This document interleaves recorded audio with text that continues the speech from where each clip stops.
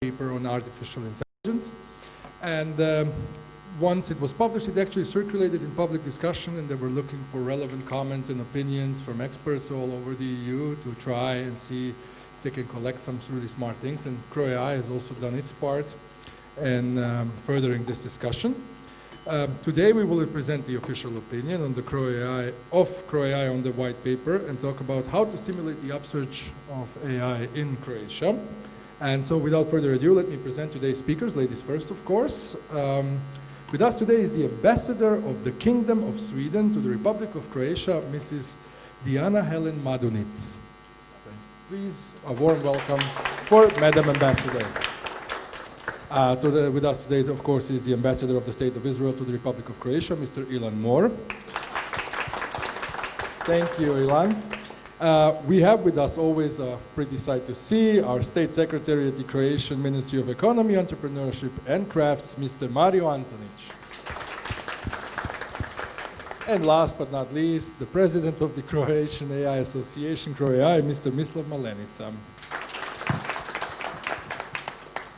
So, Mislav, would you like to take the lead and give us a little introduction on what CRO-AI is and what exactly have we been doing this past few months? Okay, so I will start with a few ideas, like why we are investing energy in all of this. And I think it boils down to three basic principles. The first one is that we think that AI will be the main driving force of change for the next 20 years. And we would love to see Croatia also playing a significant role in shaping the world into the better place. The second principle is that we think that startups and startup culture is the main ingredient for AI innovation to take place. And we should actually also make sure that we create that kind of environment in Croatia so that it really starts to happen. And the third one, and maybe the most important one, is that it's all about dialogue and collaboration. So I think that we should all admit to ourselves that the level of communication that we have in Croatia right now between different stakeholders, so I'm thinking about entrepreneurs, academia, government, media, and public, is not at the highest level, and that's something that we should all work on. So when it comes to dialogue, I would love to say that in the last 3 months, CRO-AI organized 13 different panel discussions with relevant stakeholders. Why? To bring people closer together, to work on mutual understanding. When it comes to collaboration, our members, together with the government, have built digital assistant Andrea to fight or to help fight coronavirus pandemics. And Andrea, after introduction, after we introduced Andrea to the public, we saw the decline on number of calls to 113 hotline for more than 25%. And Andrea actually showed that collaboration is not only possible, but also that general public can actually benefit from it. That we all probably should not wait for the next pandemic to actually make a next step. So I think that these are the core principles of like what we are actually trying to do. And when I'm thinking about that, and when I'm thinking about the panelists that we have here today, and I'm thinking about the audience that I see in front of me, I must say that I'm like truly humbled, because I think that what we all need is actually thought leadership that will come from all sides. And I'm very thankful for you all and to take actually and to participate in something like that.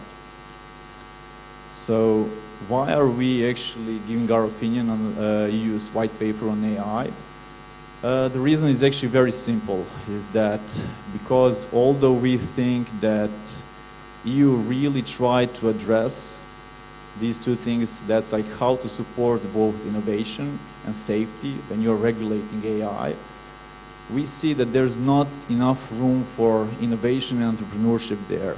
So one fun fact is that on like 28 pages of the white paper, you will see startups mentioned as a word only twice. And that hurts, basically, because it is the key ingredient actually for succeeding. The second thing why it's a problem is that for countries as Croatia, who need to build a new industry, who need to be really good at something, we cannot take that same really risk-aware approach. We need to take more risks. And it's very hard to take more risks if you'll have very strict regulatory framework. So that's why basically we are bringing our 3 measures to the table, and you'll find a lot of details on our website, and you can actually read the whole paper and you'll get it more in details. But it's basically about 3 key things. The first thing is better support for the incubation phase of the AI. So we are proposing something that we call AI Sandbox. An AI Sandbox is something that is addressing the problem that innovators and entrepreneurs have right now when they are thinking about the new products. And when they are trying to innovate and they are doing a lot of experiments and they just don't know, is it legal or is it not legal?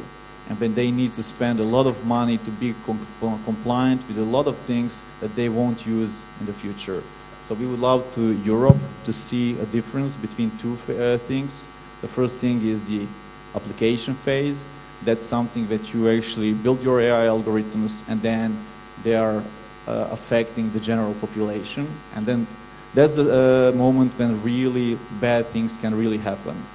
But there is also incubation phase. Incubation phase is like a laboratory.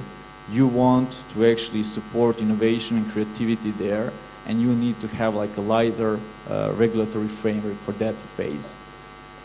The second thing what we think is that in Europe we need a more competitive startup framework.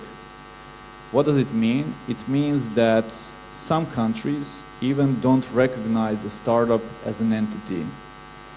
And they don't see a difference between, I don't know, a bakery and a startup.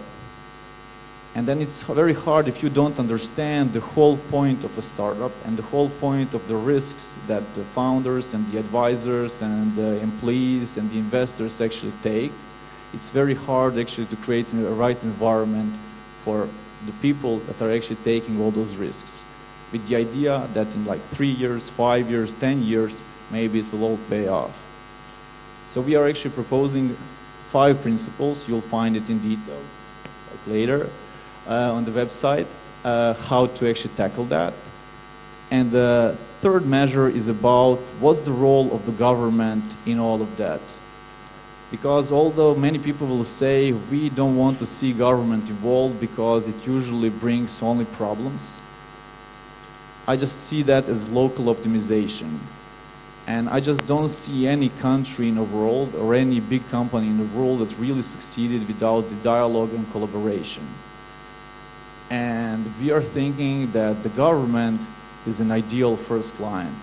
So the government should not actually give grants or free money because it actually, I think it makes bad companies in the end.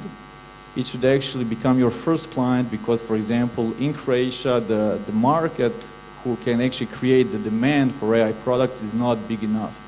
And if it's not big enough, you could actually use the government as a first client actually to create the demand, and which will actually create startups with the idea not to be the only client, but to be the first client, and then your role is actually to go out and actually export that knowledge, that product that you actually create.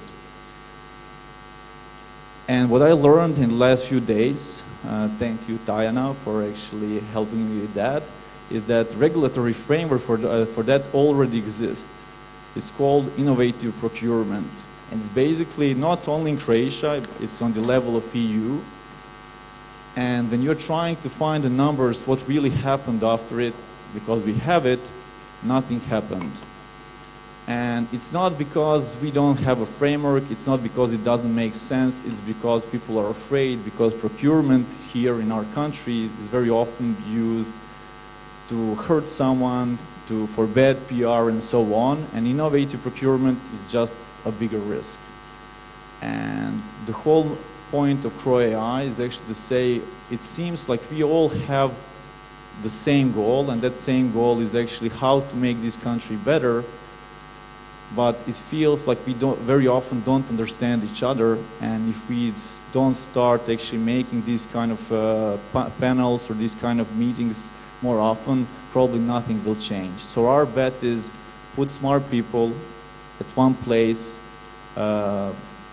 motivate them to tell them how they feel, what they're trying to do, and they'll probably find a way how to collaborate and how to create something together. Perfect. Thank you very much for this really interesting opinion. I think it's worthwhile to hear also from our esteemed guests. So, Mr. Ambassador, what would you say from everything you've heard right now and from your experience in the State of Israel? I'm pretty sure that the State of Israel is a good client to AI startups in Israel, but maybe you could tell us a little bit more how AI is being perceived in Israel. First of all, thank you very much for inviting me. I'm very honored to be here. It's my first time to be in this wonderful place. I'm sure from now it's not going to be the last time. My dear friend Diana, the ambassador of Sweden, another friend, Mr. Antonich, and the two leaders of Kroa AI, ladies and gentlemen, Israel is in a case in which in the field of AI is a little bit lagging behind. You are surprised to hear it, but unlike the cyber topic, in which Israel was the very first countries, or among the very first countries, to identify that if you are not protected, you are vulnerable on the internet and on social medias, and if you don't protect your critical infrastructures, they are part of the idea to sabotage and to undermine your national security capabilities. 10 years ago, we have decided, based upon government decision and government mandate, to establish what is now, after several stages, is the National Cyber Directorate, which is responsible for the civilian part of cyber and cybersecurity. I'm not talking about the military, it's a different story. I'm talking about the civilian one. We have one directorate, national directorate, which is responsible for protection of the country. Unlike the cyber and cybersecurity, we were a little bit late to identify and to remember the Terminator. You remember the Terminator, Arnold Schwarzenegger, 1984. This was the first time in which someone put kind of future ideas that machine can think and machine can protect themselves against us.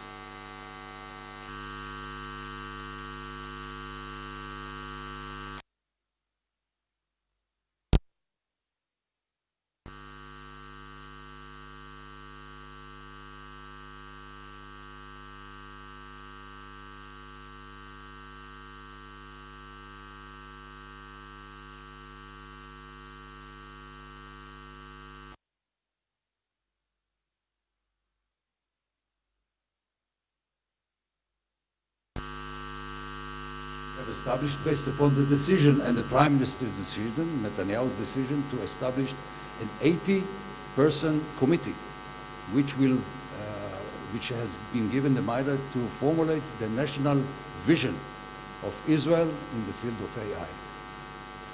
80 people from all sorts of walks of life, from the academia, from the security, from the military industry, from of course, the private sector, the high-tech companies, all those who can contribute to the issue are sitting together, and now this is a process of coming up with recommendation. Everything was stuck because of the coronavirus, but maybe, as you said, the coronavirus will be kind of a catalyst which will speed up the idea, the consultation, and will have sooner than later the recommendation for this national vision for the State of Israel.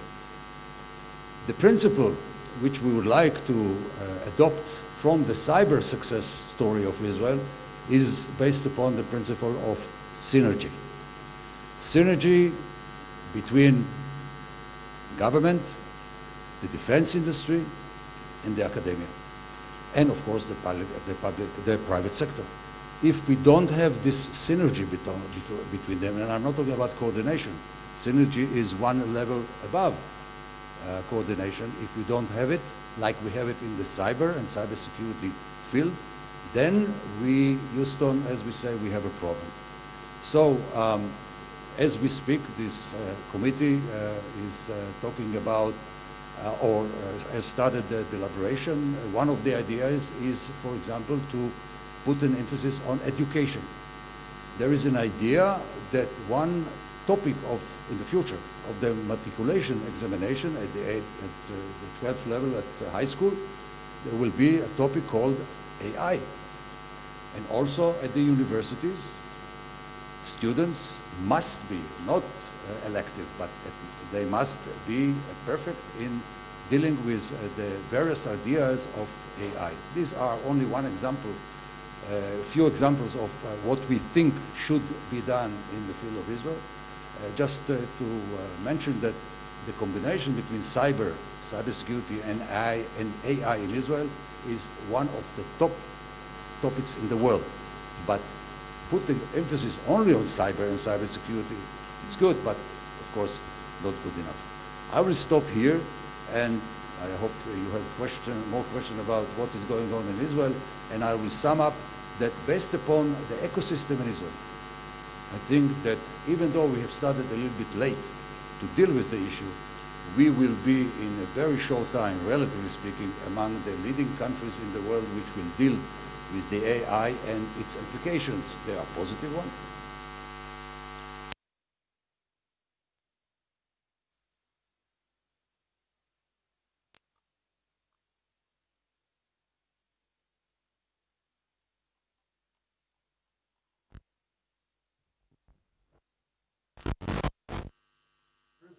In terms of AI, what is going on in Sweden?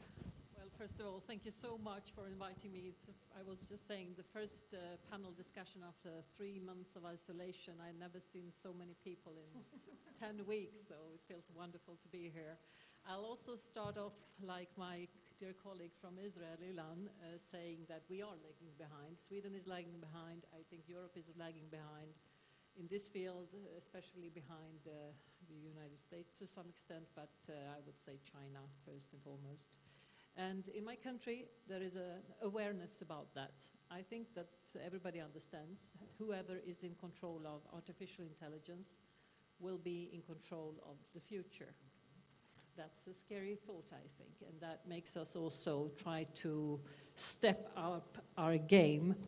The government has first of all, did a landscaping of the events and the activities going on in the country to see if there are any initiatives that are worthwhile focusing on and developing. That was like the starting point. And out of that, we developed an AI strategy, which all EU member states are supposed to be doing. So, like Ilan was saying, I mean, the simple answer to summarize the strategy would say to focus on training, to focus on research, innovation, development, everything focusing on the artificial intelligence. And of course, you talked about synergies, I think. In our case, we do have a long tradition of collaboration between 3 stakeholders. The government, providing a lot of the funds and support, trying to create the right infrastructure, the right conditions. And then we have all the companies. We don't in particular have the defense industry. They are part of all the companies, but a close collaboration with all of the industries. I think in Sweden we have around 1.2 million companies registered. So there is a close collaboration between the companies, the business community, and then, of course, the academia. We call this the triple helix model. We often come back to that one because, I mean, 10 million people, that's slightly bigger than Croatia, but looking globally, it's a small country again. So we have to collaborate. We don't have enough, not least human resources, actually, to be able to do it on your own. So we have to all collaborate and share experiences. So based on that collaboration, we also established an artificial intelligence center in the second biggest city of Sweden, in Gothenburg. And they are trying to promote and support a number of different projects related to artificial intelligence going on in the country. As Ilan was saying as well, the universities, of course, they have bachelor's degrees and master's degree of artificial intelligence. That goes without saying these days. And when we have a lot of research funds, maybe on this point I would like to disagree a little bit here, because I do think the state has a strong role to play when it comes to providing research funds. Our country is using 3.2% of GDP into research and development, amongst the biggest in Europe, but I think we are striving towards 4%. We need more. Okay. More research, development, innovation, and so on. That is kind of the key here. So the state is providing funds, and we have a state agency. State Secretary Antonic was visiting them together with me in the autumn. Vinnova, it's called. In Croatia, it's... Yes. Hamag-Bicro. Okay. The most kind of That's what comes. equivalence. Yeah, it comes But the they closest. do, I mean, they do a lot of trying to scan through what is going on, what projects are happening, let and me- how do we support them. Well, my question is, in terms of these fundings that Yes. are being given, are they given for, okay, here's some money and you try to do whatever you want, or are there specific kind of demands and requirements from the state that say, we have an inefficiencies in this area and that area, and we'd like to finance this innovation, we'll fund it, and you guys, you think of a solution for that? Because that's, I think, where the difference is, what we are kind of here addressing. Yeah, maybe could be, because I mean, I must say from our perspective, we do believe that the researchers themselves know best what is worthwhile researching, to be honest. Okay. We have a very intelligent Minister of Research, but we do think that the researchers are even better than in trying to decide what is the right field to research. So for that reason, it should really be in the hands of the researchers to direct, and the universities. In addition to that, I brought this nice book. I can hardly hold it because it's so heavy and big and thick. The Wallenberg Foundation. The Wallenberg is an industrial family in Sweden. They have for more than 100 years provided private funds for research in the country. And they are the second biggest private funder of research in Europe. Okay. So this is a serious, and they are the owners of Ericsson Nikola Tesla, for instance. Okay. So this book contains examples of Examples their from fundings? there as well, yes. And I mentioned this because they decided in 2017 that they need to focus on artificial intelligence. Interesting. So they provided around, let's say, 700 million kunas for the research program on artificial intelligence. Okay. And the person heading this program is actually Professor Danica Kragic-Jansfeld from Rijeka in Croatia. Originally. Yes, originally. She is professor at the University of Technology in Stockholm, KTH, but she is also heading this research program. And so I mentioned this again because not only is she professor at the university, she's heading their research program, she is part of the industry, the Wallenberg-owned company, the airplane company Saab. She is in their board, and she is in the board of the Swedish textile and fashion brand H&M or H&M, whatever you prefer to call it. I mentioned this because it shows you that, again, I'm coming back to the triple helix model. Yes. The university, the professor from the university, being related to the whole country and funded by money from the industry, but also from the state agency for innovation. So again, this collaboration is crucial because there are too few people who understand artificial intelligence. So those who do should be working together, I think. And if everybody only understands a small part of it, if they get together, you get a whole picture. Thank you very much, Madam Ambassador. Mr. Antonic, you are a State Secretary of the Ministry of Economy, Entrepreneurship and Crafts, but you are also very much involved in AI. I think that's also one of your major fields. And I know for a fact, and Madam Ambassador just mentioned you've also been to Sweden. I know that you've been Israel. That's what I just wanted to say. So you obviously had a very good, let's say, opportunity to see firsthand how these other countries are organizing themselves. What have you learned there? What can we apply here in Croatia from all of these examples? Well, first of all, hello to everyone. Thank you for inviting me. It's my great honor to be here in this company of my dear friends from Israel and from Sweden, also with a newly organized AI, Crow AI organization. Yes, now after this past 3 months, which actually cut it off all the activities, this visits to Israel and to Sweden seems to me like happened 50 years ago. So it's a bit of, we all had pretty different focuses in the past 3 months, but yes, we didn't forget about the AI. So our Ministry of the Economy, Entrepreneurship and Crafts is also actually leading the file in front of the European Commission about the AI. We are responsible for a strategic document which is called National Plan for AI Development. Your organization is also involved in it, as many others here present here today. And we are on a very good way to see this document alive in a public consultations as well in a very soon time, let's say. When I'm hear from respected colleagues that they are lagging behind, then it's not a big shame to confirm also Croatia is lagging behind, actually.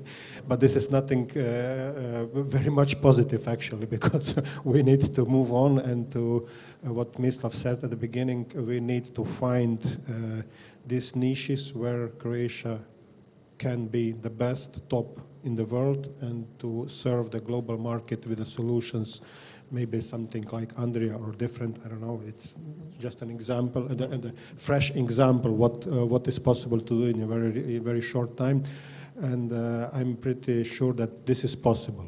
So what we are doing, as my Prime Minister is saying, and now we are in a pre-election period actually already, he says this was the first half of the Croatian success story. I believe that's the true, and I believe we will have the opportunity to continue with all the work we've done already. And here I mean about the approach to the startup community, about the approach to the R&D community, about the approach to reconstructing the innovation system in Croatia, which was maybe some of you have already noticed what was going on in the past 2 years in that area. We did some crucial steps already, and now we are moving on. There are not slight but quite big differences between approaches of State of Israel and Kingdom of Sweden to the national economies. Sweden is one rich European country which has different sources of supporting the economy, Wallenberg foundations, etc. So we don't have such in Croatia, for example. On the other side, Israel is a country which is known about a strong presence all around the world through their diaspora community, about a lot of multinational companies present in Israel who are supporting the R&D processes in Israel and using these results and supporting the startup community there. On the other side, we have Croatia, which is a nearly 30 years old country with some quite heavy difficulties in the past, and when we just started to move on to starting to catch up with the GDP growth, etc., and some other approaches with the European countries, this COVID situation a bit locked down us, all of us actually, and this costs several months at least to get back to the normal. Difference is, when I say the difference between countries, our resources to fund these approaches, to fund innovation system, to fund R&D, is mostly dependent on the European money. We was quite successful until now with using it. Currently, we have two major calls, innovation in S3 areas, and ERI2 public call with total over the 1 billion of kuna of the grant money, which goes to the companies and the R&D sector in general. And when we know that this money, these grants will actually also invite some private investor money, which will, on top of it, we will go on we will follow a little bit higher on this percentage of the investing in R&D, and a lot of projects in this R&D second phase and the S3 is also on the AI projects. So when we see this in the light of a next European budget, and the policy of the European Commission is that between 30 and 35% of the total European budget goes to our R&D sector. This is now a great opportunity for Croatia as well, but also for other European countries to catch up with the US, with the China, with the global competitors, and to, in that second half of our leadership, we really fulfill the expectations from the R&D sector, from the economy sector, but from these points which Mislav says at the beginning. So what needs to be supported, where companies, startups needs to have risk takers, support, funding, grants, to feel free, to feel secure, to invest here, and to create the added value for the global market. Okay, thank you very much. This is the plan for the second half. Yes, yeah, okay, yeah, so I'm sure, yeah, of course, you need to do your part of the job in that terms, in that context, but let me just, yeah, would you like to say something? No, I would love to address what Ambassador Diana actually said about the triple helix model and why I'm not like completely sure that it's super applicable to Croatia. As like an ex-scientist whose like biggest problem or sadness actually came from the idea that you're doing the research, but that research, there's no place where it can be applied. So when you're seeing that there's like a big discrepancy with what our industry is actually doing and how your research is actually supposed to look like, then you just see that there's like no connection, there's no synergy. So in my opinion, I think it's not the chicken and the egg problem, it's that you start with entrepreneurs, you build companies, and then these companies create need for research to stay competitive on the global level. And right now I think that we are doing what's easiest to do. Basically, it's very easy to say we are funding research. It's basically very easy to say we are funding infrastructure, I don't know, high performance computing or something like that.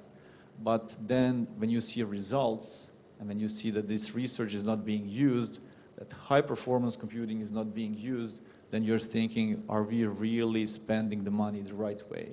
So are we really focusing on the right problem?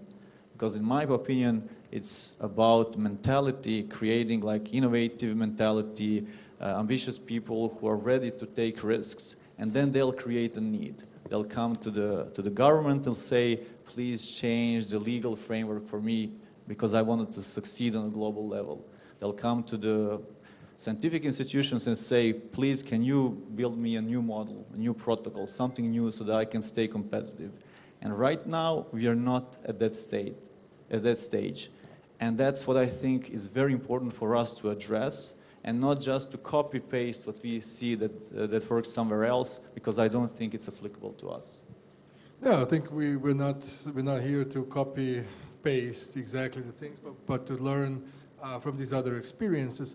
But one of the things that you mentioned, and that was mentioned in the opinion of Croatia on the EU white paper, is the importance of startups, right? So I think Ambassador Moore said we're lagging behind. So Mr. Antonic, when Ambassador Moore says we're lagging behind, it means they're only third in the world behind US and China in terms of AI startups. Maybe Carla can pull it up. And let's take a look at the video that Mr. Ambassador has provided us.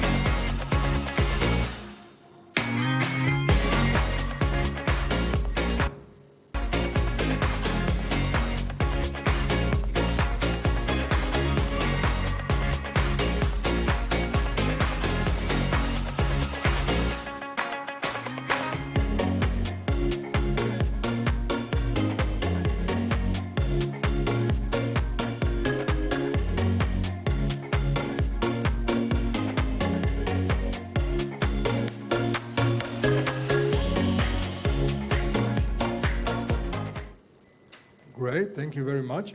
Can we see the video from Sweden as well, Carla, please? Just so that we have like an intro into the discussion.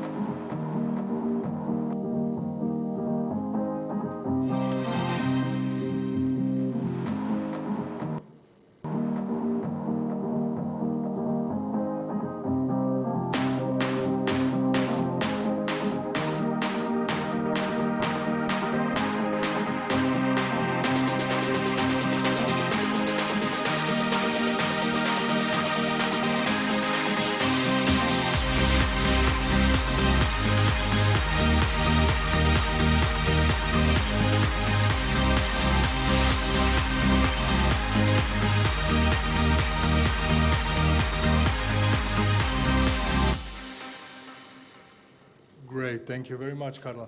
So, Ambassador Moore, let me ask you a question. In terms of these startups, we see, so Israel is third in the world in the number of AI startups, so there's a huge upsurge in those. And how does the state of Israel perceive startups? Does it have some sort of special way of looking at them or a different way of looking at them than the traditional, old school, big companies that have been there for a long time?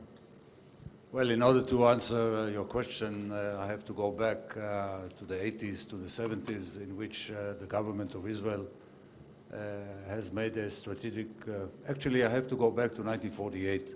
Oh, this is 72 years ago. This is the year in which Israel was established. If those who know history, and I'm not going to have a history lesson now, but those who understand and know the details, they understand, they know that at that time we were 600,000 citizens surrounded by very hostile neighbors. If you think your neighbors are hostile, let's change and you will see the difference. The whole ecosystem of today has started in 1948 by taking a strategic decision based on two elements. A, necessity is the mother of all innovation, and B, if we don't do it for ourselves, nobody else will do it for us.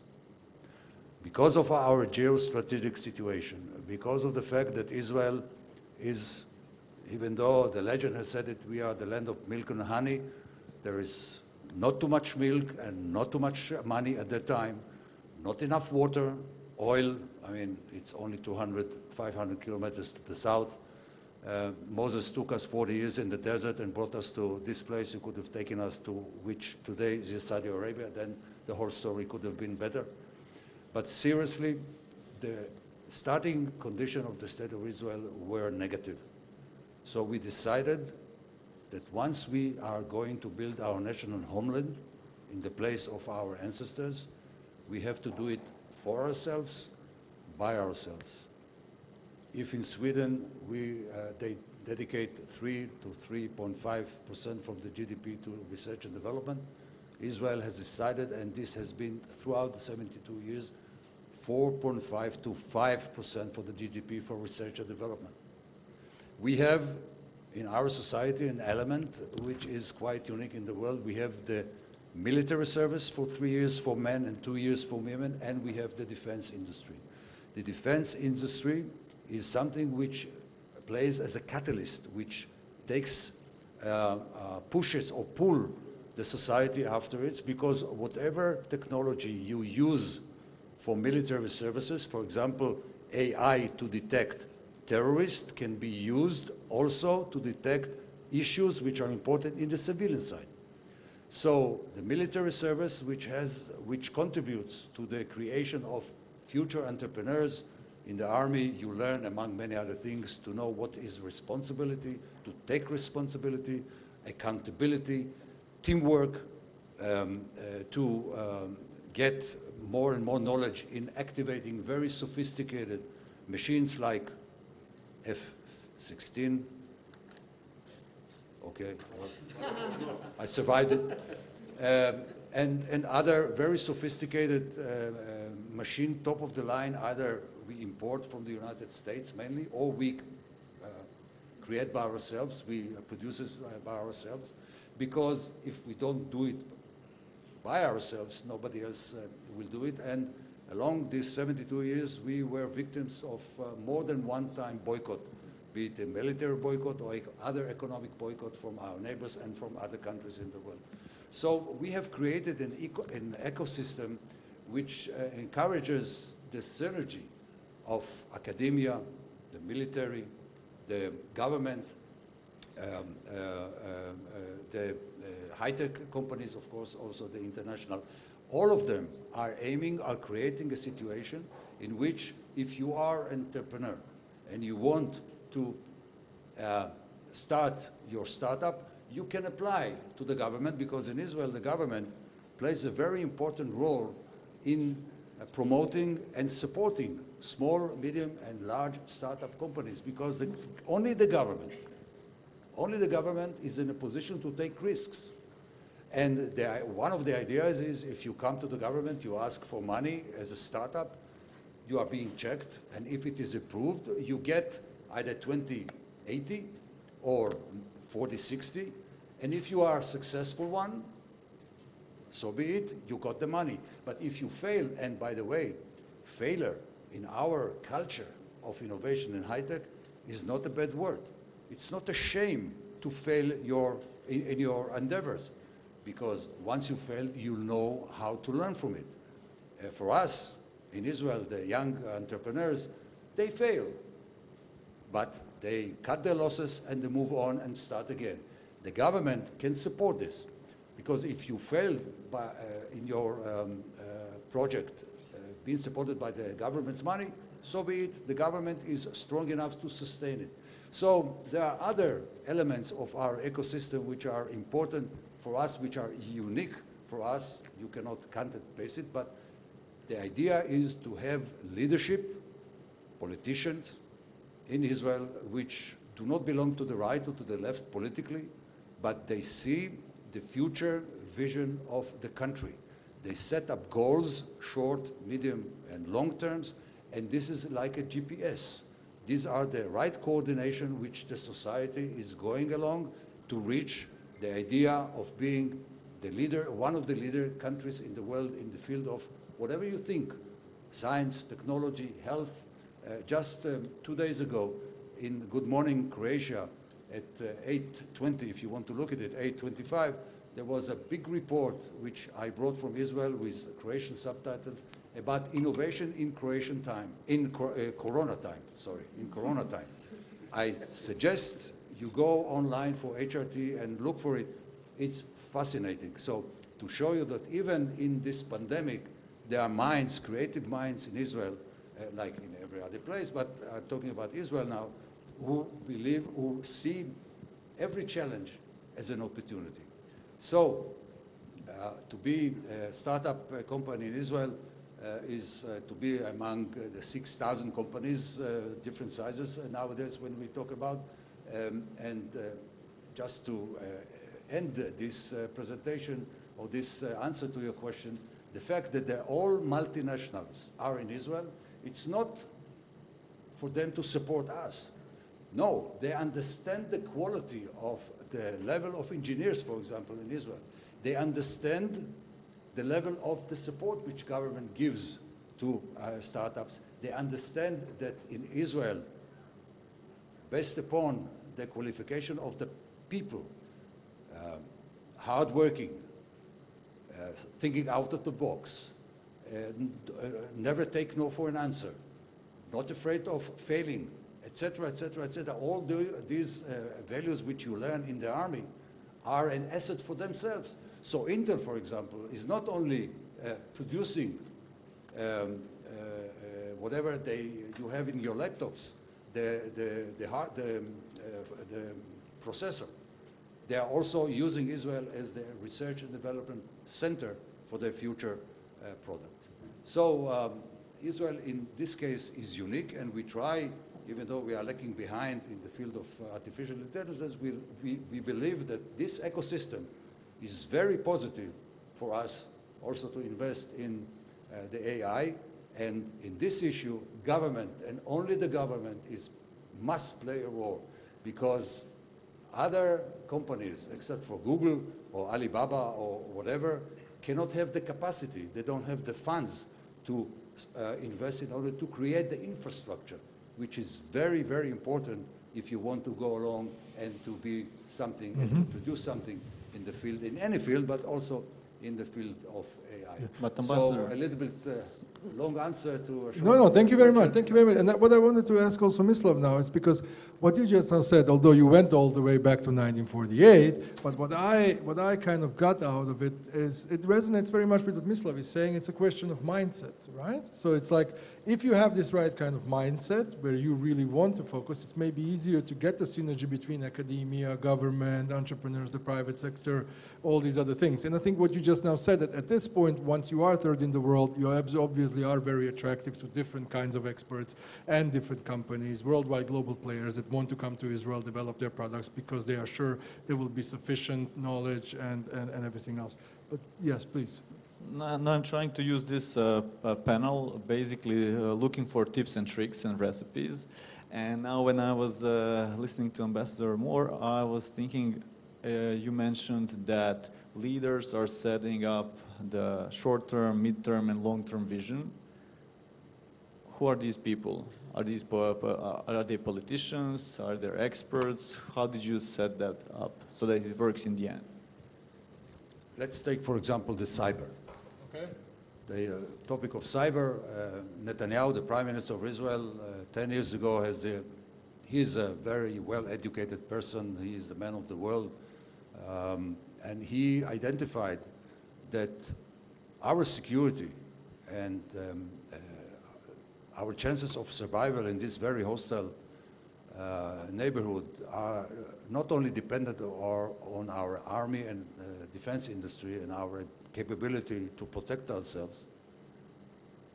It is based also on the fact that nowadays, if you are not protected on the virtual world, in the virtual world, you are very much exposed, because when we talk now about artificial intelligence, almost everywhere we see the computers working and actually doing the work we have to do, like protecting or activating critical infrastructures. And if they are not protected, then you are vulnerable. Just an example in this case, 2 weeks ago, I don't know whether you read it, it was published that Iran had a cyber attack on Israel and especially on the water resources in various parts of the city, or of the country. They wanted to raise the level of chloride in the water, which, had they succeeded in this, could have been general poisoning of the country, of the citizens, and of course making drought or making the water you cannot use it. Unusable, yeah. Luckily for us, our security, our defense contained this attack, but this is only one example which you know can be very detrimental to your national security. So he came to the idea that we have to protect ourselves, and he started a process which ended up, as I said, with this National Directorate of Cyber and Cybersecurity. And this shows you that leaders, well, you cannot, every person is a world of its own, but leaders must have a vision. In this case, he had a vision, and based upon his vision and determination to make sure that we will be protected, we, the citizens, and our infrastructure, it ended up with these capabilities of contain attacks which are being done on a daily basis. Also in other countries in the world, like I'm sure in Croatia too. Yeah, so to answer your question, it's the officially elected political leaders that we are here taking the initiative. Look, leaders usually are politicians, but politics is not the whole world. It's Absolutely. not all life. Absolutely. Politicians are being elected on a platform, Yes. on a program. In the program, which is, is best to be changed, because reality, especially in the Middle East, is something which is totally unpredictable. Yes. So he is a politician, but also he's a statesman. Yes. So let us And a visionary. divide differentiate. it into politicians, which are, I pay them full respect, but also state persons Yes. who know what is good for their people. And if you have this good combination, then you're lucky. Sweden is a kingdom, right? So how does it work in Sweden? Does the queen and the king decide what we do, or king has a vision? Who has a vision in Sweden? How Well, does it? to be honest, the king is very engaged in research and development and curious about what's going on. But to be honest, he's not in charge of that, of course. Just to come back to what we said earlier on with the triple helix model and the collaboration, co-creation, which was mentioned in the video, Yes. I do just want to make that clear that I'm not here to kind of decide what is good for Croatia or not. I leave that to much more knowledgeable people about that. I'm just here to share our experience Yes. of what works for us, of Yes. course. So this is the triple helix that works for us. We do not have the same, if I may say so, fortunately, the same history as Israel. We have been slightly more fortunate, maybe because we are up north, so nobody really wants to challenge us when it comes to our territory anyway.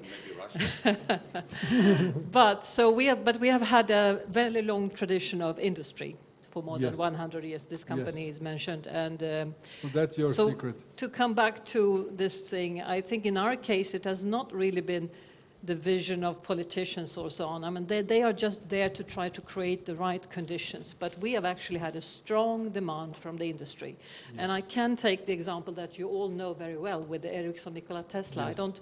In my lifetime, I'm not that old. I've been in a situation, I don't know how many times, when this company has really been under pressure from some companies in Asia, for instance. Yeah. So they really need to be on their toes to keep up with the competition. Yes. To be competitive. And to be able to do that, they need to develop and research. They do it themselves in the industry, of course, but then they also need the support from the academia, which they then have, and from the government, so to say. So in our case, I would say around between 60 and 70,000 startups in Sweden, Okay. mainly in Stockholm. That is really the hub, around 8,000 in Stockholm. If I may say so, 33% of them run by women, so that's quite a lot. Quite a lot. 52,000 people are working in these companies in Stockholm only. Okay. And so, I mean, that is really one of the answers to the question. You need to have the ecosystem, you need to have Yes. the right conditions. The Yeah. government and the ministers and the politicians can provide the strategy, the vision, if you want to call it like that, to try to create the right kind of frameworks. Okay. But then in reality, to get that started on the ground and to create the ecosystem, that's really not the forte, I would say, of politicians. Yeah. That needs to be Yeah. these creative people like here, Yeah. I'm sure there are some of you here in the audience, Yes. that actually have those favorable conditions, as I Yes. said earlier on, to have the money, Yes. to try to kind of present an idea and to take the risk of trying to develop that one. Yes.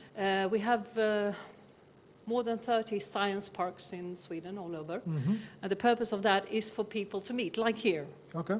The academia, the industry, there are a lot of small and medium-sized companies linked to those science parks.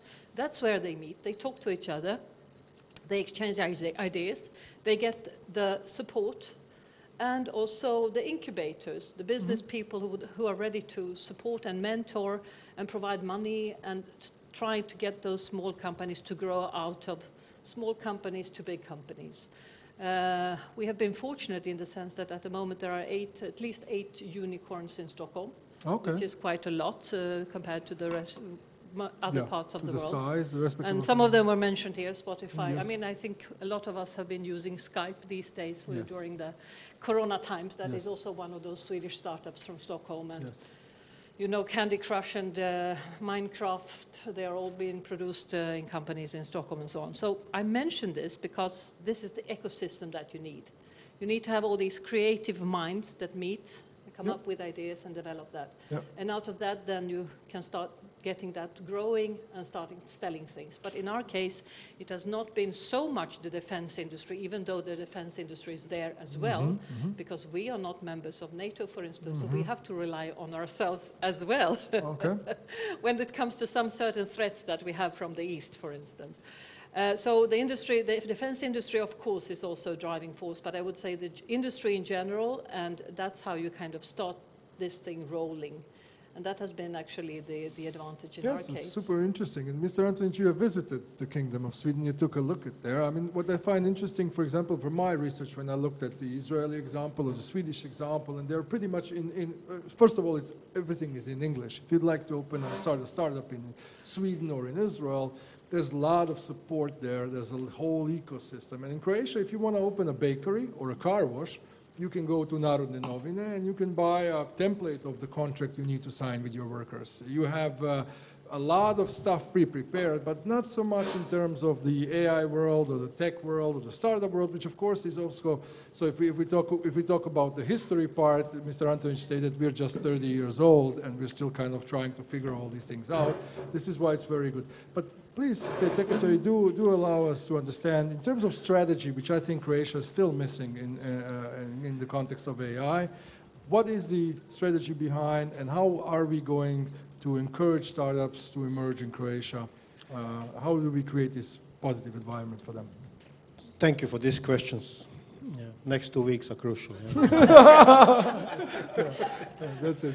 I'm a little bit of joking, but yes, we was visiting both Israel and Sweden with a purpose, to see and to learn what can be applicable to Croatia. Of course, not everything could be applicable. There is a defense industry key driver in the Israel. There is a strong industry key driver in the Sweden. We are somewhere, you know. Yeah. We have some industry, we have some defense, we have some hostile neighbors as well. Not that much as in Israel, not anymore, but you never know. And the strategy of our leader, political leader, is to have safe, secure, and stable country and economy, with a growing economy. That's the basics. And as Madam Ambassador said, this is the vision. The rest is on the ground. This is a field work. We are what we did actually. What I was mentioning even in my first exposure before a couple of minutes. Government get an initiative through reconstructing the innovation system and getting together this triple helix model: academia, business, and public sector. So in this innovation councils, which are based on the smart specialization strategy, there are more than 230 members already, and there are five pillars, and they are conducted with 70% of people from business, 20% from academia, and only 10% from the public sector, from the ministry, which is only governing the basic things. So this is the initiative. The key driver to get them communicate, so academia and the business, to get work on the common projects is funding. Okay. And this is what we are doing, actually. Because there is no demand like it is in Israel or in Sweden, so you need to get the funds to... I need to call a Ministry of Defense and the companies who are producing, who are dealing with the defense in the defense industry, and to explain them, to motivate them, get together and get the projects together. We need to motivate them. So it's not coming from them. We are setting up the initiative. Okay. And with the very generous public calls with the European money, supported by the European money, they get interest to get involved in such a project. My idea as, let's say, a person responsible for running this, setting this up, is to change this mentality, to change this mindset, and I want the initiative from the field. So this is why they are sitting together on their sessions, and we are challenging them. Tell us what kind of calls you want to have in the next financial period from 21 to 27. How they need to be created, which areas, which field, where we need to focus. And we are already in this last call, we already get some suggestions from them. So this government and this our ministry is really open, and I think all of you who was involved in this collaboration can confirm that. But this is not enough. Mentality needs to be changed. So I think, from my perspective, we need to not to intervene in all the processes. We need just to make a framework to have a regulation which is friendly to the business developers, and to let them work. And business will find a way. You will find, Mislav will find the niche on the market. Other companies will find the niche is there. It's not my point to tell you what to do. Yeah. But I will give you the regulations and help you to get the funding. So the idea is, when we are, Madam Ambassador mentioned Vinnova, and there is an Israel Innovation Agency. I know all these people. We are now actually setting up the new Center for the Innovation, Advanced Technologies and Skills Development in Zagreb. The building will be finished technically within 1 month. Then we need to be equipped, and then we need to put the right content in it. There is a lot of interest from business, from different governmental bodies to get involved. And this center will, just to make you happier and the CroAI happier, one part of this center would be a center for the AI development, which is supposed to be the central focal point in Croatia for everything going around the AI. And we are inviting companies, universities, academia to get there, to work on the common projects. We will help them, support them with the informations and with the possibilities how to get funding, either from Operation Financial Framework, either from Horizon, either from some Digital Europe programs, either from international cooperation with Israel, with Sweden, with US, anywhere. So this is the idea, to get a real one focal point where the innovation will have a home. And this will be this should be the key driver to get change the mentality and to make this point attractive for the business, to get initiatives and to look for the research cooperation on the institutes, universities, etc., and to get this potential, innovation potential, really boosted up and find the way on the global market. So is that something that you've witnessed somewhere else and you're trying to do it here? It's a combination. It's a combination. Because not all from Sweden is applicable in Croatia. Not all from Israel is applicable in Croatia. But there are several good points which can be done. Yeah. Okay. Because in your opinion, Mislav, so you also, within the opinion to the EU white paper, there are, especially in terms of the startups, there are some more elaborate suggestions on how to actually create this upsurge of innovation, especially in funding startups. Can you give us a little bit more information about that, just to see if this kind of resonates? Because to me, this sounds very theoretically correct. It sounds like where you say we are going to create an AI innovation center at the Croatian Faculty of Electronics, and we're going to give them 20 million euros, and they're going to buy a supercomputer, and they're going to be scientists there. But you know, that's theory. In real life, we see nothing coming out of there that would be somehow creating Croatia to be a competitive player on a global market, or do any sort of innovation that would solve any of these practical problems that we have today. But yeah, just give us your opinion on that.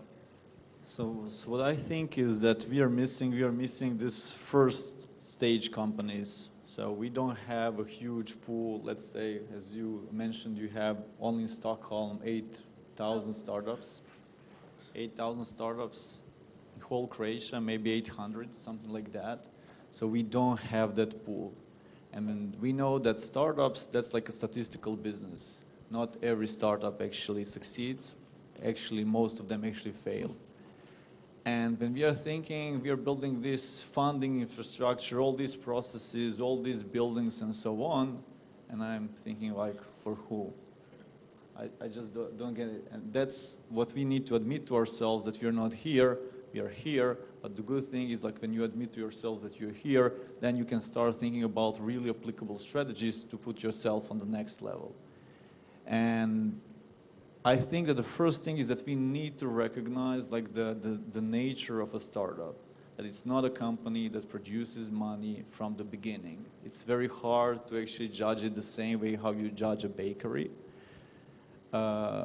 We need to envision like two students wanting to build something, having an idea that maybe can change the world, and how we actually support those people, because our framework for supporting is just saying you need to have a lot of money to operate a company in Croatia, even if your company doesn't make any sense.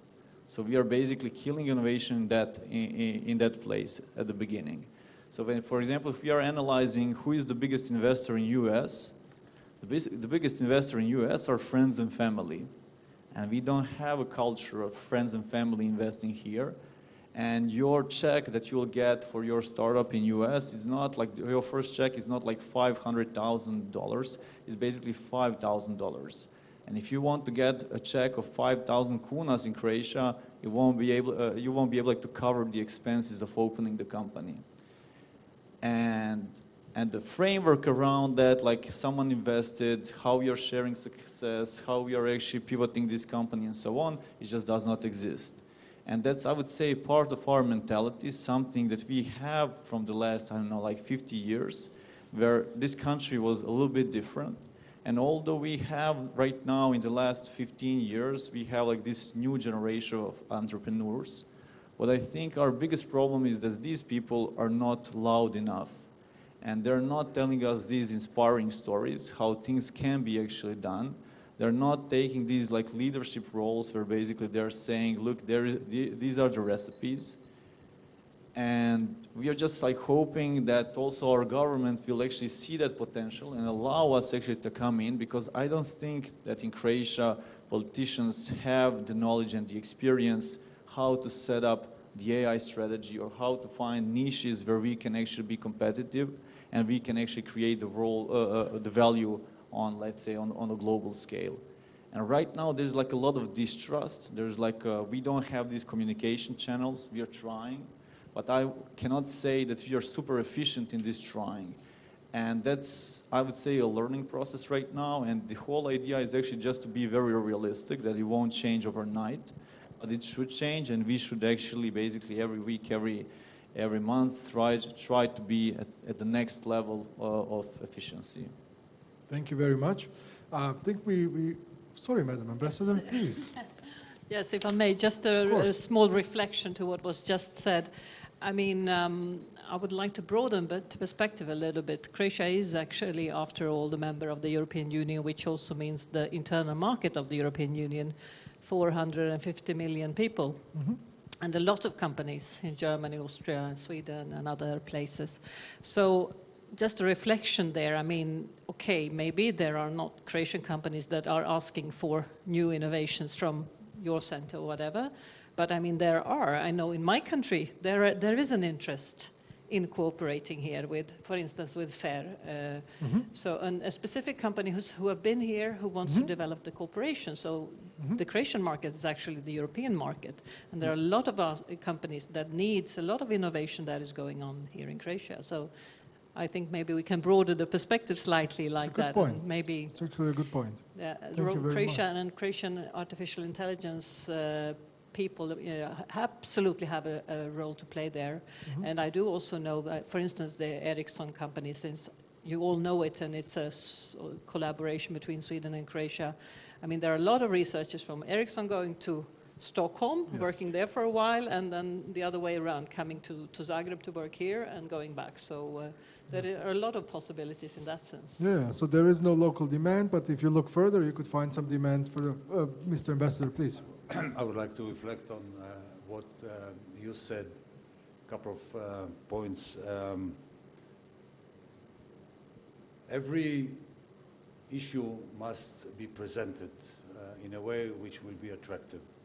If you are saying that the high-tech topic is not well presented or well known to the decision makers, you have to have a lobby. You have to present them. You have to persuade them that the added value of investing in the innovation field in Croatia is better for the future of the country. Fortunately enough for us in Israel, we didn't have to have this lobby mechanism in order to persuade the decision makers, because history has proven that this is the right thing to do. A. B. We have, from the very beginning, came to the conclusion that even though Israel is very poor with natural resources, we do have a natural resource which is unique and just across, just standing before us. And this is the human capital. So we have decided from the very beginning to invest in the human capital, in the education system, which I'm not telling you that it's the perfect, the best in the world, far from being there, but the education system, the academia, are now part of this catalysts mechanism which pull the society together or forward, also in the field of research and development. So strategic decisions which are aimed at the human capital in improving the human capital, the education system. I'm talking from my point of view, I'm not talking about Croatia, but from, in brackets, from my very limited experience in the education system in Croatia, you should not be ashamed of what you have. Because all the potential in Croatia, I said it once and it became a headline, and I think you heard it. It's a well-kept secret. You are not lobbying for Croatia because, and for the potential which is to be found here. If you ask Israelis, what is Croatia? Croatia is a land of sand, sun, and sea. But where is the research and development? There is good cooperation between Israeli researchers at the universities and researchers here in the various faculties in Zagreb and elsewhere. Nobody knows about it. So it's not only to do lobbying for your niche, issue of high-tech, you have to present the human capacity and the potential which you have in this country. If you don't do it, nobody knows. And a third point, which I think we don't have it in Israel in this form, but the fact that you are relying on the EU money, from my point of view, it's a little bit of a curse. It's not a blessing. It's a curse. You have to be, as we, again, I'm not telling you what to do, but we were independent from the very beginning. We made, we created a situation in which we are self-reliant. Yes, we have the support of the United States on a yearly basis. We had the support in the 60s and the 70s and the 80s from Germany. Yes, Germany gave us a kickstart, a very good one to build infrastructures, but we took it from there by ourselves, for ourselves. So these are 3 points which I want you, all of you, to think about. And maybe this might, create a difference or make a difference. Perfect. So yeah, before we go to questions, I'd just like to just kind of paraphrase and conclude what we've discussed here, because I think it very well answers the questions how to stimulate the upsurge of AI innovation, but not only AI innovation, but also entrepreneurship and startups in Croatia. So we had a very good point where we saw the Israeli example that out of necessity came this self-reliance and the change of mindset. In Sweden, where equality and teamwork and academia and innovation has always been like a 100-year tradition, where we now, as Mr. Antonić said, are kind of cherry-picking all of these things, and we need to start from the basics. So that's why you're going into the basic infrastructure of buildings and tools and assessments and building kind of roadways for all these people to cooperate and to do something. What do you, Mislav, as the president of Croatian AI Association, so in your role, you've not only been very vocal about AI, but also about entrepreneurship in general, startups in general. What do you see at this point now? We're at the end of the Croatian presidency. We are, as Madam Ambassador pointed out, a part of the European Union, could also take a look outside of these borders for a potential market. What do you think are the kind of, what would be your advice to all of us for the next remaining 6 months And then we go to the questions, Paul. I would say that we heard like a lot of good points, and when we think we are part of the EU, it's not only being part, it's also being perceived as someone who creates value and how you create it. So do people in EU understand how Croatia actually creates value? So right now in Croatia, what bothers me the most is that we don't have a systematic way of how to produce successful companies. We have crazy people that will actually do it despite of being from Croatia. And the idea is actually how to turn that into something that can become a recipe, where we can actually create a pool, where we can inspire young people actually to become entrepreneurs, to take risks, to play the game, and then also trying to find the identity of Croatia. Because obviously, I think the Israeli example is an excellent one, because it's like, we want to be #1 in cybersecurity. Look, for a country of that size, you exactly know how this country brings value.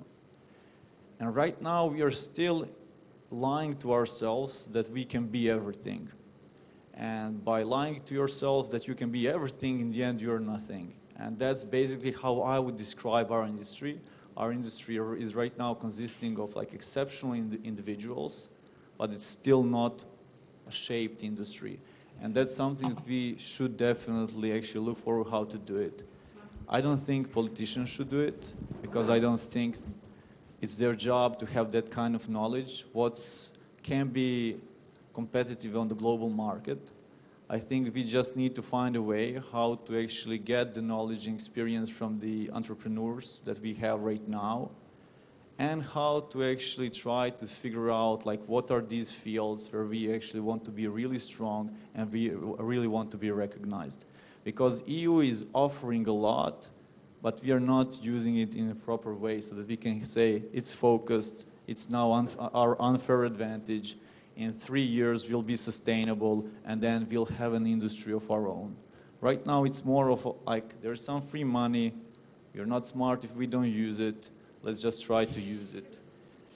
And I just don't, as you ambassador said about lobbying, I just think it's on us entrepreneurs to be more vocal, to get together, to invest some time, because we also want to leave something behind us.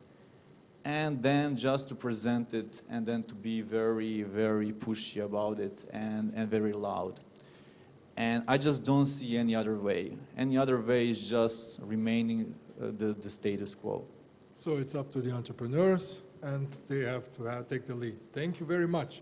So we're up for questions at this point. Mr. Bradbury, you had your hands up, please. Do you need your microphone?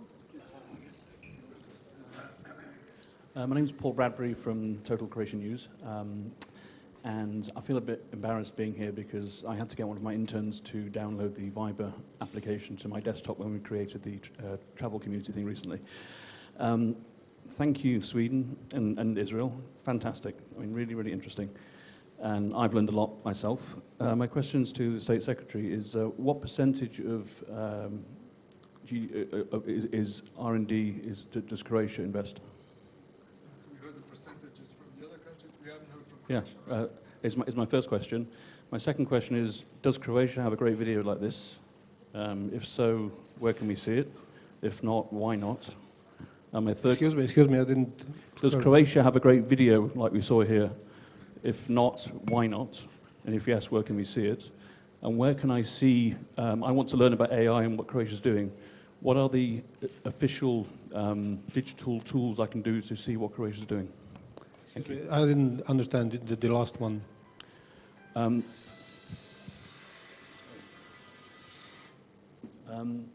much about technology. I've learned to turn it over and it stops there.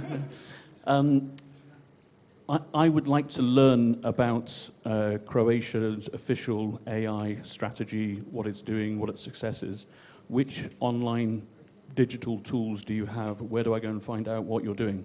Like a progress report and everything. So like we saw from AI in Sweden. Okay, just one question. Who are you exactly? I didn't. Paul Bradbury from Total Croatia News. Which news? Total Croatia News is the name of the portal. It's an This is English-speaking media, portal. so it's a journalist, actually. It's yes. Okay. Yes.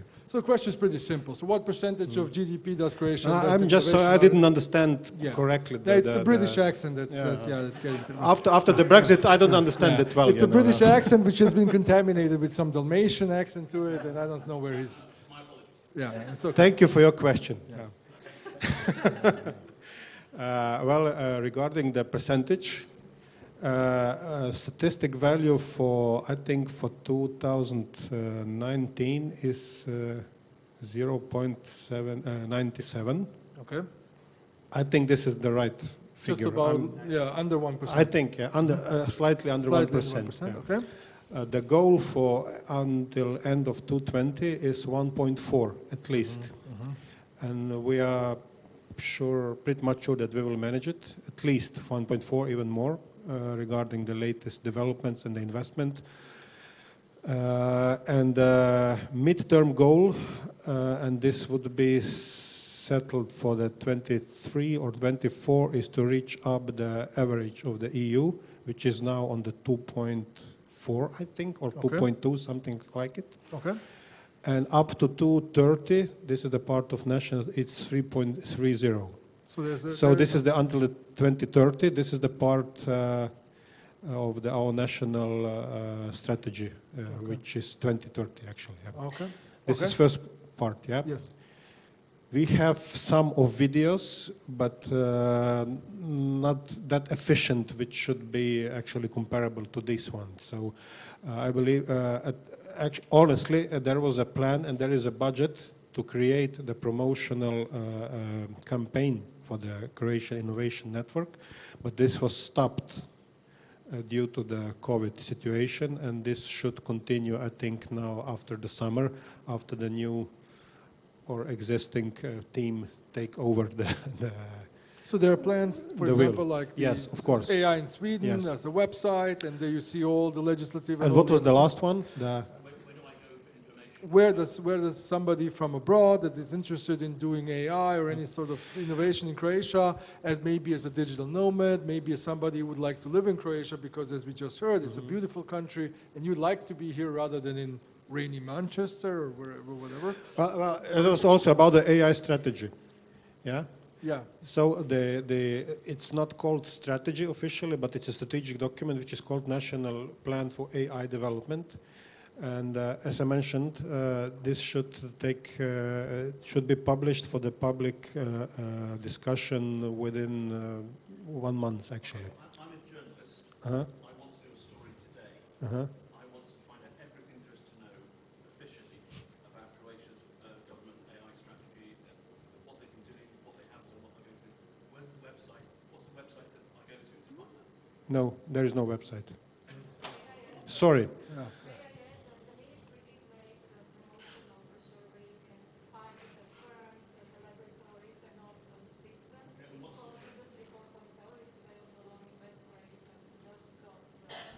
So it's investcroatia.com? .gov.hr. Okay, so at so Paul, you can take a look there, see what you can find there. And I'm pretty sure that once the strategy, which we don't call the strategy, but it is a strategy, is published. No, I was just focusing on the AI plan, actually. This is not the public information yet. There is a working group which is working on it. And this should be published, as I said, within 1 month in a public consultation. But as for the innovation system, one page is Invest Croatia, invest in Croatia, and the other side is CRONIS, Croatian Innovation System. I can send you a link if you like. There is a something. There is a lot of information about the innovation system and the activities there. Cool. Just a second. We need a microphone because there's a Facebook, you know. Okay, sorry, John. Thank you, Mr. Ambassador. Very kind of you. So let's say I'm a journalist now and I want to do a story on 10 countries and their AI successes and resources, where to go. What I would do with Israel, I've got that amazing video, and I'm sure you've got a massive website. There's another one coming. Yes. And the same with Sweden. And, you know, and then I go to 7 or 8 other countries, and then I come to Croatia. What is it that I'm going to be presenting? What information? So you've got this you don't have a video, you don't have anything. Yeah. I mean, It's not like that. We don't have anything. We don't have video about AI in this matter. But if you ask me the concrete questions, and we can make an interview or whatever, and I can give you all the information you need. Yeah. Also, my colleague there from the investment side as well. Okay, great. Okay, maybe I can also jump in. Yeah. It's not exact the topic, it's a more general topic. Yeah, it's about Okay, I would also love to jump in, because I think that this story actually has 2 sides. And Yes. the other side is that it's not only about, it's not government's job actually only to push and to create videos. It's also about us entrepreneurs seeking for those kind of things. Because I think that we as a country basically for ages are really good in actually producing workers, a little bit less good in producing entrepreneurs and actually that kind of spirit. And we ourselves are not seeking, making it a little bit easier to government officials and saying, this is a package, now put it into something. And I think that it needs to change basically on both sides. Okay, so it's also, again, a part of the entrepreneur's obligation to help the government with that. Any other questions? Thank you very much. Yeah, okay. Hi, this is Vlad Rendulic from Apis IT. Your Excellency, can you share with us some facts about your tax administration system, or how it could help this kind of business we are talking about?